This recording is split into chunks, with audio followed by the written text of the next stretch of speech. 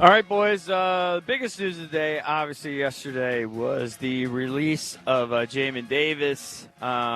It's just a shame that all of these first-round picks that we wasted here the last 3 or 4 years just haven't panned out. We've got none now from 2019 to 2022. And as we talked about earlier, if I was Manny Forbes, I'd be a little bit nervous, even though he had an interception last week, kind of a gift. He was in the right spot at the right time. He's also been active for a game or two. Jamin had been inactive for a game or two. They liked what they saw from him in the preseason, which got him on the roster. But after about the first week or two, they really he didn't get a lot of playing time. And Frankie Louvu just kind of emerged in that Micah Parsons role. Again, poor man's I just saw a tweet, role. And it had the initial press conference of Dan Quinn and Adam Peters. Maybe it wasn't even Dan Quinn. It might have just been Adam Peters with Josh Harris. And somebody asked him about the personnel that he was inheriting. And there is a pause before he got into coach speak type of stuff. There was a 15-second pause. Right. He had nothing. You can tell he hated the roster. I remember that. He walked into that roster and saw the damage that Ron had done to it and the Martys. And he was like, I can't believe the 8 ball that I'm behind here. Yeah. And he's had to do a lot of work. Well, I mean, they changed, 25 guys on the roster. Right. And that was before a lot of these guys have been cut. I thought the number was 30. Maybe it was 30, He should never be booked to talk football by anybody because he clearly doesn't know what he's doing. Yeah. Never booked Well, he him. certainly wasn't a roster builder. Of course, Damon was the 19th pick. You heard Savannah talk about in the 2021 draft. So now you have Jason talked about it earlier. Jahan Dotson, who was 16th overall in 2022. He was traded to the Eagles. He's done nothing. He gone. Chase Young, he's on his third team now. He might be traded. Second overall in 2020. All I see now, people send him to us because we've been critical. Are clips of him just dogging it after one initial mild effort. That's just the way he plays. He give you one burst and he's done. There was actually a play where one of the offensive linemen just threw him like he was cakes. Yeah, just threw him. I saw that. It was unbelievable. Face down into the turf. Listen, one thing you can say about Chase Young, he's an Adonis. Like the way he's built. Right. And to see an offensive big fat guy just throw him. Well, that's how strong those other guys are. Yeah, I know. But it's just like, wow. Man, you'd really hate to see Christian Darrisaw wearing a Commander's jersey instead of Jamin Davis, wouldn't you? He was picked, 3 or 4 picks after Jamin Davis? Well, why don't you go through some of the guys? Because obviously JOK was somebody they could have selected. JOK, he was further down. I mean, but they could have got him. Najee Harris was picked 24th. Travis Etienne was picked 25th. I mean, Rashad Bateman, he hasn't had a great career. He was picked 27th in that same draft. No, but there are a lot of guys they could have had. You could do that every draft. Landon Dickerson, who's a Pro Bowl center for the Eagles, he was picked 37th. But think about how draft. that really hinders your roster building when you're first-round picks, because that's what you're building. It's around. massive. It's a massive Those first-round setback. picks, they should be, at minimum, starters in year 2. Yes. It does, but as JP said, it's all about the quarterback, and they hit on one, and now suddenly we're relevant. I know. Literally. That's what I'm saying. So the fact that they don't have those first-round picks for the last 4 years, right, and you're 5-2 means – think about it. That's an unbelievable job that Peters and Dan Quinn and that staff have done. Yeah, it's unbelievable. Now, a lot of it's hitting on that number 2 pick. Right. But, man, when you don't have first-round picks on your roster. Well, I mean, we've seen. For most teams, that would really hurt. We just saw both sides of the coin last week at Northwest Stadium. Yeah. The Commanders have hit with their quarterback, and they have a 5-2 record. Carolina hasn't. Carolina missed on Bryce Young, and they're starting Andy Dalton at this point. Hit the Skins brought to you by Don't Sleep Energy. You need to hit the Skins right now. Grab a Don't Sleep Energy shot. Need to stay ready all day just in case. Sip on a refreshing 12-ounce candy. Grab both right now at don'tsleepenergy.com. Use the promo code JUNKIES. You get 10% off. And remember, don't sleep. Makes you great. So there were actually quite a flurry of moves. Most of them kind of sort of inconsequential. But they actually had a player that was suspended, a guy who had been elevated from the practice squad. I believe his name is Kevin Seymour. He'd only been active for 2 games. But he was suspended for a PED thing, and he was suspended for 6 games. So am I led to believe then that it means it wasn't his first go-around?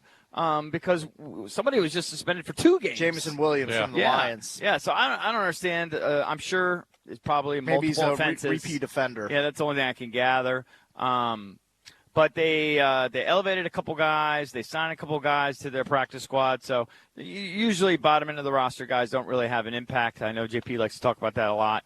There's some truth to that. It looks like the spread on the game has dropped to 1.5. Now, there has to be uncertainty. I told you I've done a 180. I think that Jayden is probably going to play. In fact, somebody sent me a link, and I didn't watch it.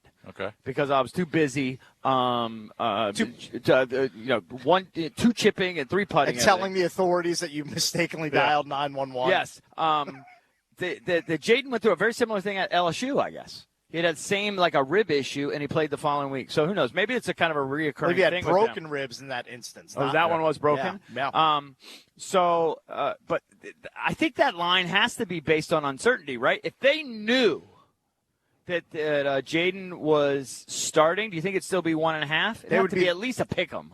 I would think, or maybe even Commanders favored, right? I think the Commanders be favored. But it's coming down. Yes. I mean, it's coming down. It is coming down. It was at 3, and now it's at 1.5. And then if they announce that Jayden's going to play, I would think that it's going to be even money, or maybe even Commanders favored by a point. By the way, the matchup predictor, I mentioned this yesterday, which had the Commanders at 54% to win, according to ESPN's analytics. Does that change? I didn't know that thing changes. It's changed. It now has the Bears 50.2% to win. Well, this may so be that's basically 50-50. Maybe that's based on not knowing who the quarterback's going to be. Yeah, but you would think if they knew the quarterback was going to be Jayden Daniels, that the percentages would go up for Washington. Yeah, but they don't Washington know that. was the favorite. They don't know that. I know. So they probably initially thought he was going to play. Maybe. Okay. Mm-hmm. That's my guess. And then they updated the model. And they put in their Mariota half the time or whatever they did. And then they go, Chicago's going to win. No, but my point is, if they thought that Jayden wasn't going to play and they had him at 54%. Well, see, I now think the initial Jayden's one. play, But I'm thinking the initial one, probably the model had Jayden playing. Okay. And then they changed. That's my guess. Gotcha.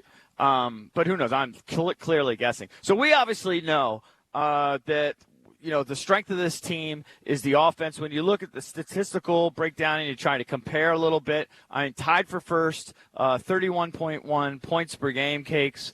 Tied or third overall in rushing, 165 yards per game. Not quite as prolific passing, 218 yards per game. We're giving up 21 points per game, which is 15th. Now let's compare that to the Bears. The Bears in scoring are 12th. Not bad. They're averaging 24.7. They've had an uptick of late. Caleb's heating up a little bit. They had a bye week last week, of course. Points against, though, this is where they are particularly strong. Only 16.8 points per game. Mm-hmm. All right, defensively. That's 4th in the NFL. So they'll have the work cut out for them. The Commanders will. Montez only has 2.5 sacks, I believe. He's an impactful player, but he still gets after. Yeah, he's still impactful. Well, here's one thing that's interesting about the Bears in the secondary. I don't know if, Matt, are you going to try and get someone from the Bears this week? We can ask maybe an insider. They've got 3 injuries in the secondary. Now, they were just on bye, so maybe they'll be healthier. Healthier. Tyreek Stevenson, Jaquan Brisker, and Kyler Gordon, who are all starters, were injured. But I'm not sure if they're going to miss the Commanders game, but we should probably talk to an insider for the Bears. That could be huge if they're going to be missing a couple guys in the secondary. If you're big on revenge games. Love it. Love those so angles. How much stock to put into Montez coming back, to Caleb coming home? Yeah, homecoming game. There are a lot of nice subplots there. I don't think Montez had the nicest things to say about the organization when he left. Correct. After he was traded. Now it's different now. It is different, but he's got a grudge against Washington, so I would expect a pretty big game out of him. But getting back to the Bears for just a second, they've beaten a lot of Scrabinis. I mean, they're on a 3-game win streak. They've beaten the Rams, the Panthers, and the Jaguars. Yeah. Like, I feel like especially if Jayden is under center, this is a different sort of offense that they're going to be facing with Washington as opposed to those 3 or 4 teams they've seen recently. But Washington's beaten Carolina and the Browns, and I mean they've both beaten bad teams. As they should. That's what they should do to bad teams. That's what I'm saying. So give credit to them. They're beating the bad teams. Isn't the combined record of the teams that Washington has beaten 9-25? If you say so. That sounds right.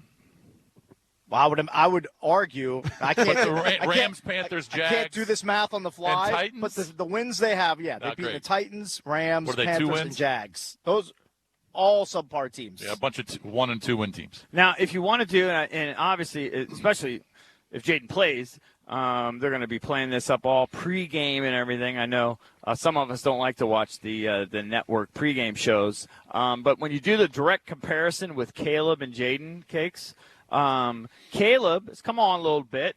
He's completing 65% of his passes, 1,300 yards, 9 touchdowns, 5 picks.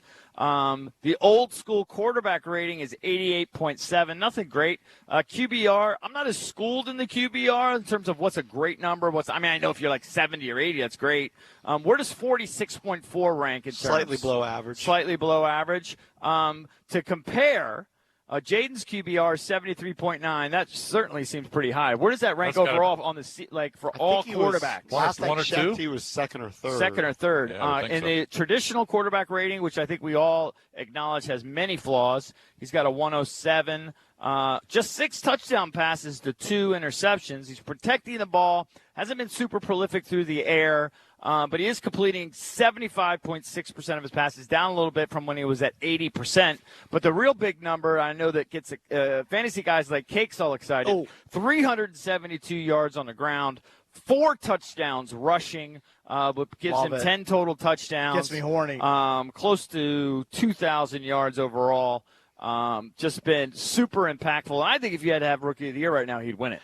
Caleb's got some decent rushing numbers too, and it's not Jayden Daniels. About a half though. Yeah, but he's averaging about 7 yards a carry. He just had in his last game he had 56 yards on 4 carries. That was the game against Jacksonville in London. And then he had a 44-yard game and a 34-yard game. So he doesn't have any rushing touchdowns, but he's been running a little bit. He doesn't run like he did against DeMatha years ago, where he ran for 3 touchdowns over 100 yards. I like how you tweak the And I stand corrected on Caleb. Caleb's a little bit below average when you look at the QBR numbers. He's ranked 26th.